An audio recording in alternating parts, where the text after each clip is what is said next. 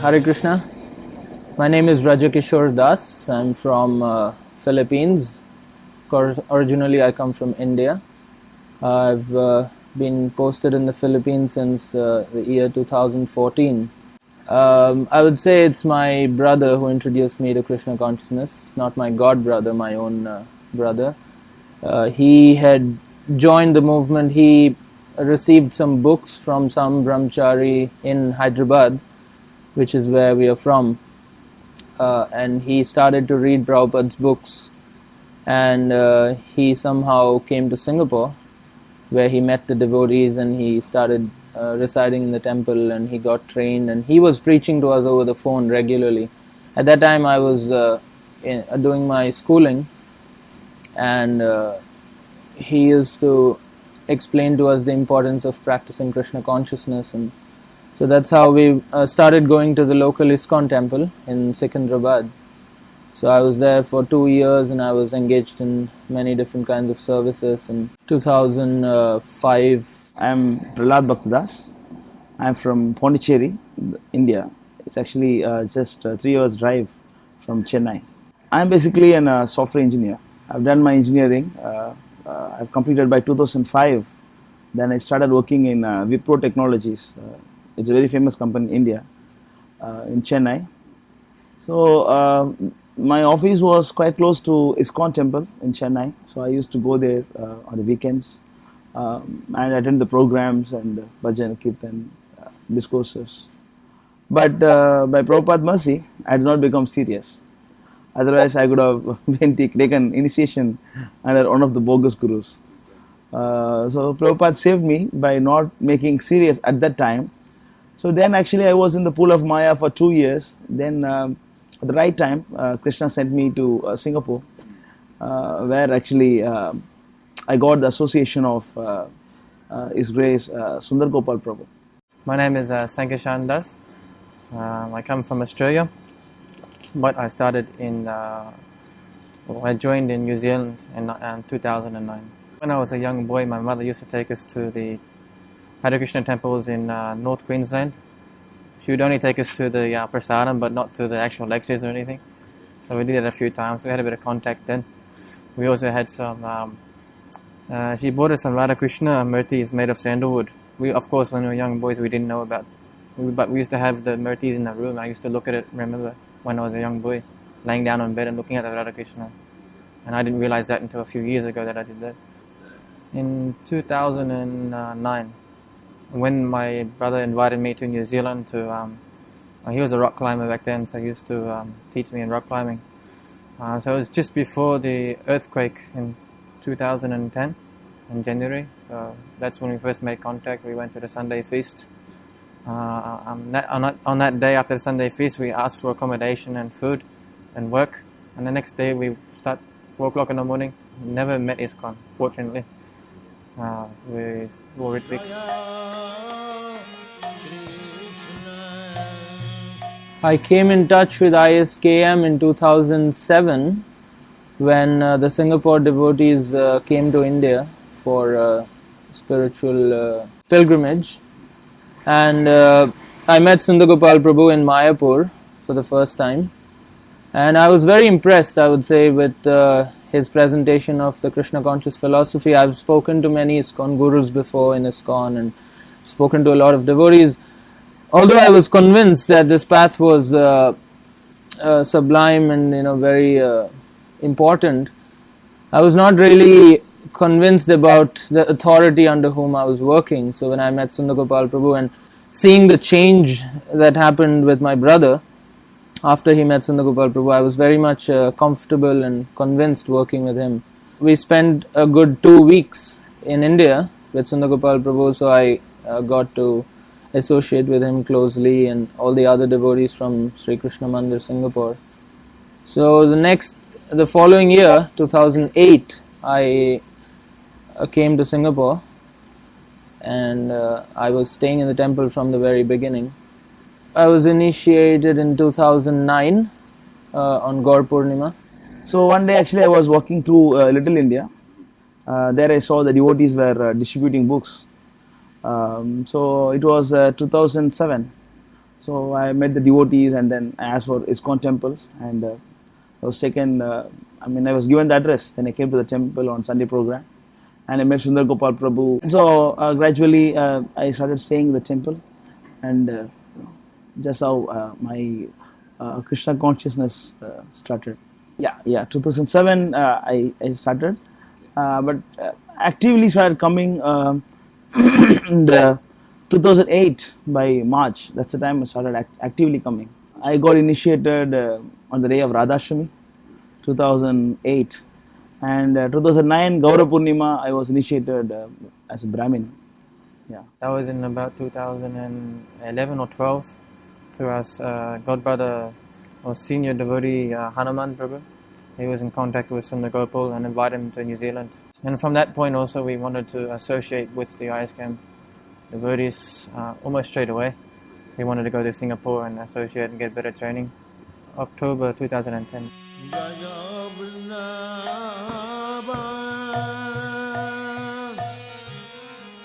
Well, of course, I never come in contact with my spiritual master physically, because we are initiated through the Ritvik system of initiations.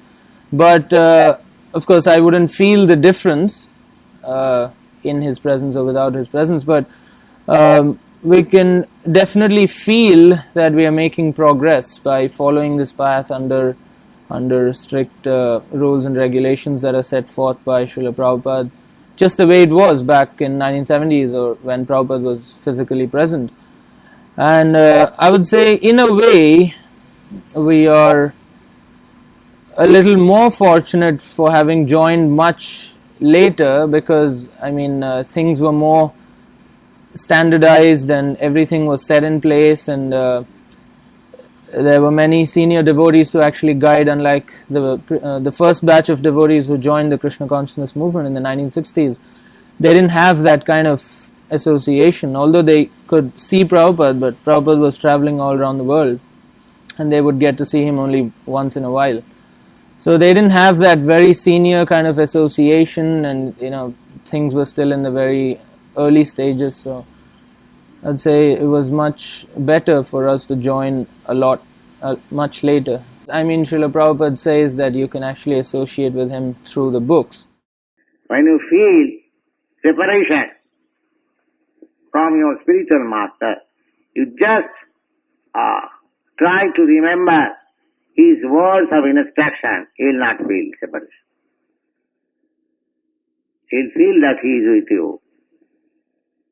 So we should associate by the vibration, not by the physical presence. That is real association. But you can actually feel his presence. Many a times, many devotees also, I'm sure they've felt this, when you are reading the purports and when you have some sort of a question in your mind, it just gets answered. You open some random book and the answer is right there.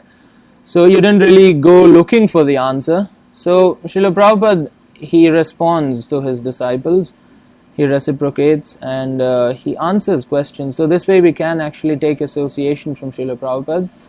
So that way we never really felt his absence or any lack of association. Well, actually, I don't see any difference.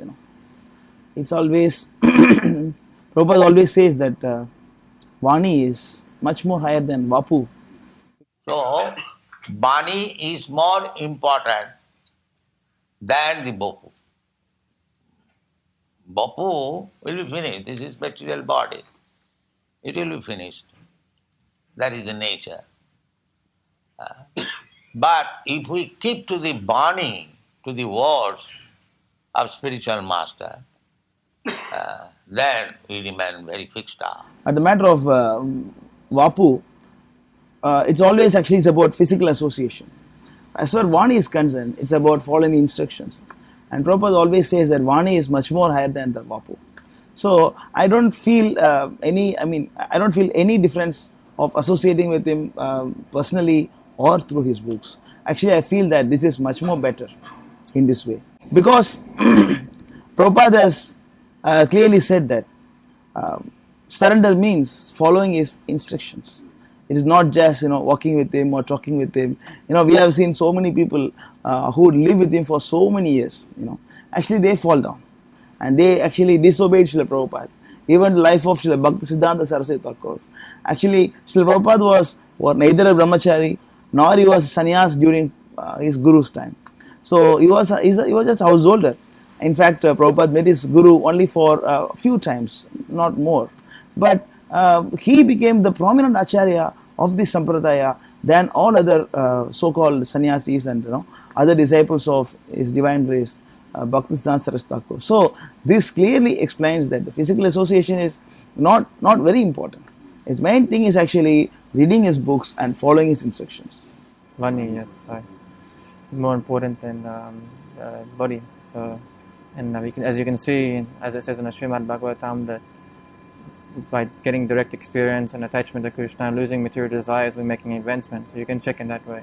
So by having Prabhupada not here, it's not important. His instructions are important because they're the internal principle.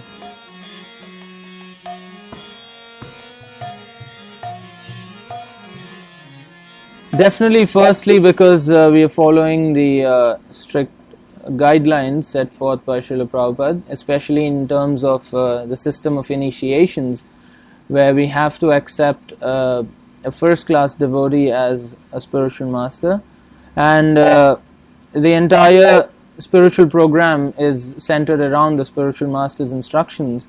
And Srila Prabhupada has given a clear directive that we have to the system of initiations have to be done in such a way that only Srila Prabhupada would be the spiritual master. And secondly, the association here is very, very strong in all the centers of ISKM, especially in Singapore, which is the headquarters. You have very good guidance and with reference from the scriptures.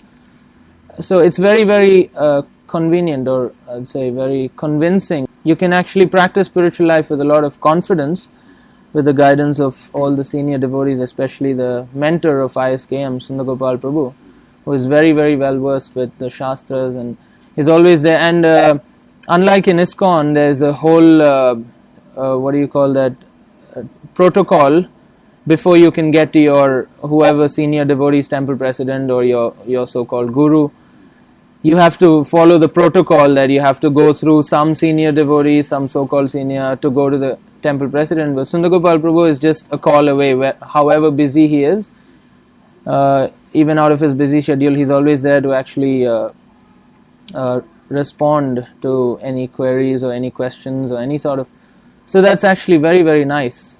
You feel very, the bond is very strong that way. Prabhupada says actually, I live through my books. So our movement will progress only by following the instructions of Srila Prabhupada 100%. Even actually Prabhupada he said that this movement, it cannot be destroyed by any external force. This can only be destroyed from within. Prabhupada said that. So when you talk about ISKM, this International Sri Krishna Mandir, the good thing is that we have been trained not to change anything. Simply follow the instructions of Srila Prabhupada. I mean, we don't care about whether people like it or, we don't try to please the crowd. We don't care. Prabhupada wants us to follow some instructions, we just follow. That's how, we got trained. That's how we follow. The ISKM, the good thing is Sundar Gopal Prabhu, he trained us in such a way that actually we don't change anything. Even the tunes, even the Mangalarti tunes, even the standard prayers, even the puja, deity worship method, everything we follow how it was done during Prabhupada time. That is actually the very important thing, and that's why ISKM is different from all other groups. I think ISKM is really the only, in my opinion, is the only bona fide organization that's following Prabhupada sincerely. That you can tell by the people's sincerity and the way they act compared to other temples. As you can tell a man how he walks and talks and assertion, because they follow strictly and earnestly Prabhupada's instructions.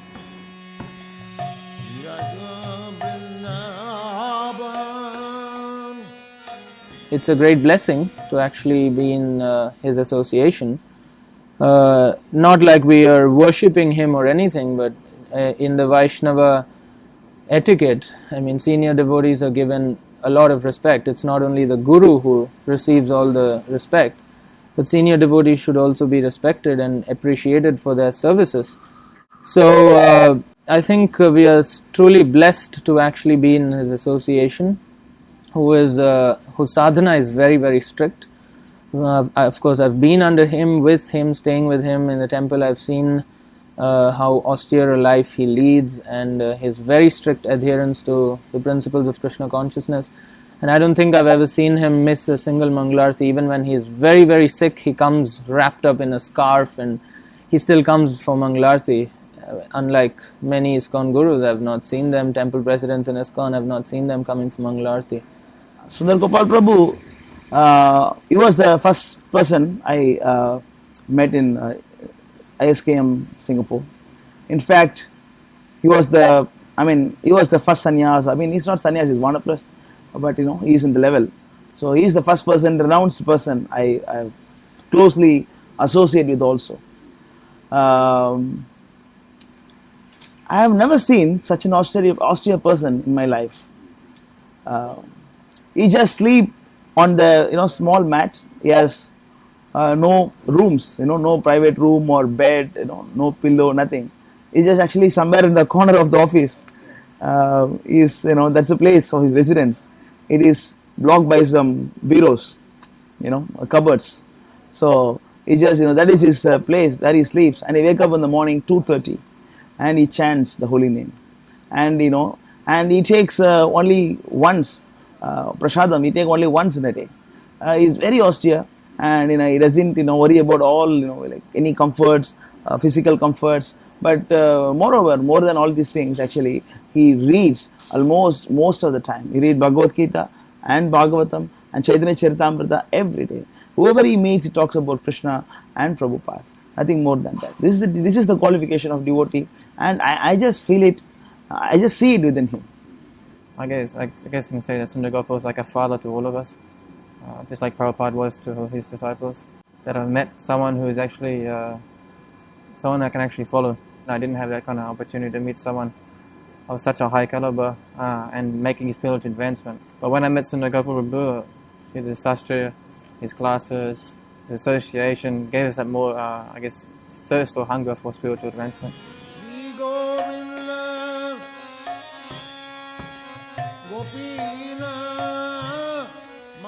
Simply stick to the instructions of His Divine Grace, A.C. Bhaktivedanta Swami Prabhupada.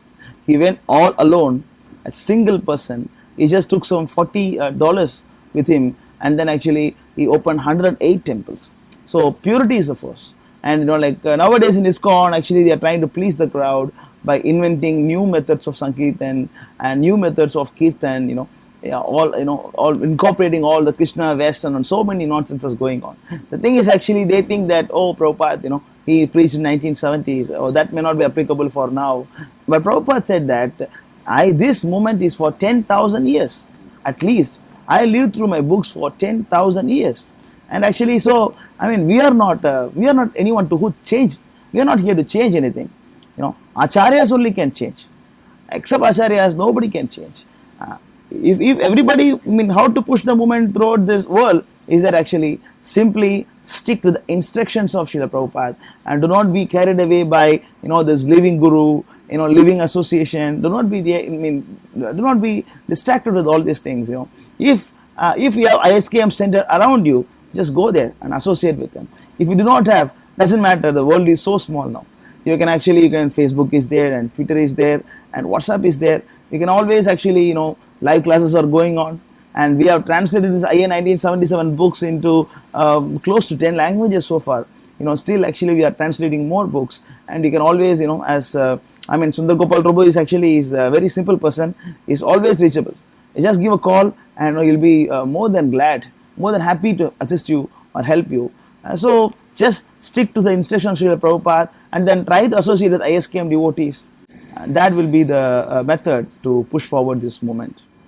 I guess don't be so, blind in a way. Of course, they have to associate with us more. Just like if you want to become a doctor, you associate with good doctors. So if you want to associate with good devotees, and if you're of course you have to be insincere.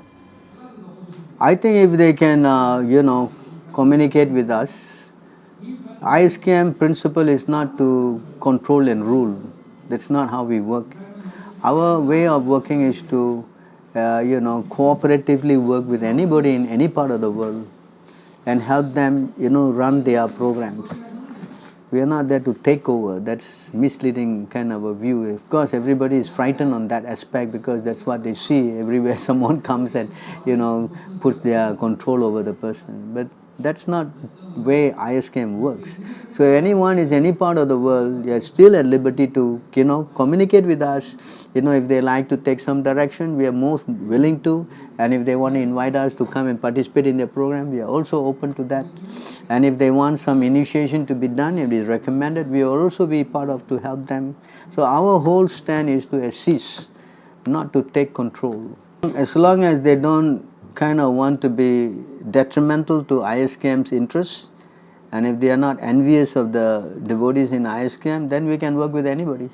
I think if everyone plays the humble role, there's no problem in anything. If I become humble, you become humble, then what's the problem? If I want to lord it over you, then that's a problem. We are not in any way going to be interfering in all their hard works. We are only going to assist and help. We are, in fact, many countries, we went there with our own pocket money. We went there with taking our time from our preaching area to just assist them. Just for example, now we went to Australia, we helped them, When we went to Hungary, we went to help. We went to Russia, we want to help. We went to China, we want to help. There is no business for us because he's taking our valuable time in our preaching area to help others. And we did not go to the other country expecting any monetary return. We just did it on, good faith to help everybody go forward to Prabhupada. Anyone wants to come and assist, we are not going to create any stumbling block for them. We are going to receive them with open arms. Please forgive me if I have offended anybody with my comments. I'm only speaking with what I realized in my 43 years of experience in serving Prabhupada. And I think I'm trying my best. If anyone can come forward to help serve Prabhupada, ISKM will be the most obliged to assist and help. In this way, together, cooperatively, I think we can make an impact. Hare Krishna. My name is Rajakishore Das. I'm a disciple of His Divine Grace Abhay Charanaravindra Bhaktivedanta Swami Srila Prabhupada. My name is Sankashan Das and I'm a disciple of His Divine Grace A.C. Bhaktivedanta Swami Srila Prabhupada. Hare Krishna. I am Prahlad Bhaktadas. I am from Pondicherry. I am a disciple of His Divine Grace Abhay Charanaravindra Bhaktivedanta Swami Prabhupada. Thank you. Hare Krishna.